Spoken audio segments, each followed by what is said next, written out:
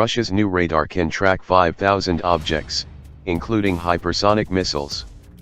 Amid rapidly escalating tensions between Russia and NATO, the first of Russia's new generation of military radio stations has been activated in the western Russian Republic of Mordovia. According to the Russian Ministry of Defense, a new generation over-the-horizon radar, container, has been deployed in Mordovia on December 1. This radar can chart the flight path of any aircraft target at a distance of about 3,000 kilometers, and can simultaneously track over 5,000 airborne objects of different types, including small aircraft. The 29B6, or container, radio system consists of two physically separated parts: the transmitter and receiver. The receiver is located in the town of Kovakino, while the transmitter is some 300 kilometers to the north. It uses mathematical algorithmic software to process complex data about a target's location and trajectory.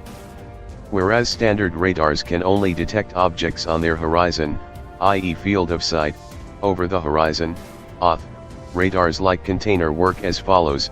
The transmitter sends a short wave upward into the ionosphere, which reflects the signal downward at an angle. This creates an echo signal that bounces back through the ionosphere to the receiver, thereby covering not just the radar's horizon but an area above it. General Lieutenant Andrei Demon accurately calls container the first of its kind in the country, but it is not unprecedented. Russia's Soviet predecessor state built two Duga series OTH radars in the context of the U.S. Soviet geopolitical rivalry over the 1970s, one stationed in Ukraine and the other in Siberia. The Duga series boasted an impressive range of 10,000 kilometers.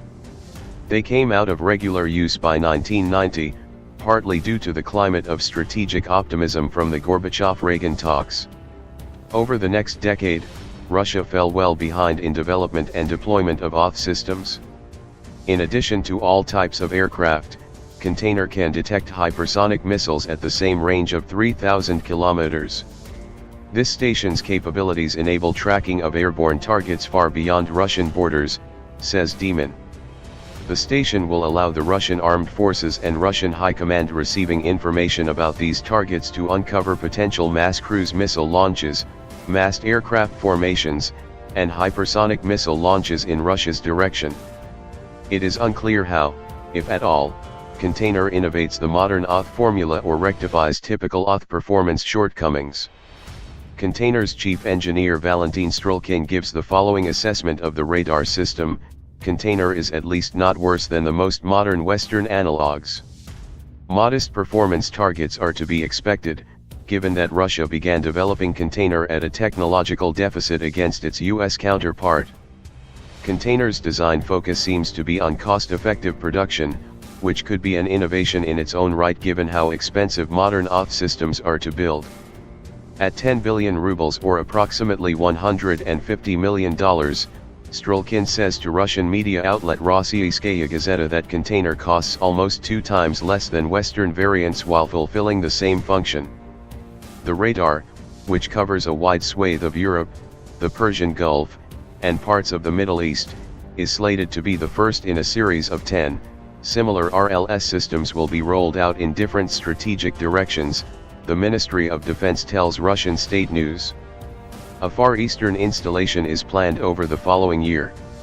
The end goal, set by Russian President Vladimir Putin, is to cover the entire Russian perimeter by 2020. On the heels of considerable Russian gains in establishing their GLONASS satellite navigation system, container marks another milestone in the Kremlin's strategy to consolidate its radar tracking and communication infrastructure in what it deems as strategically vital zones.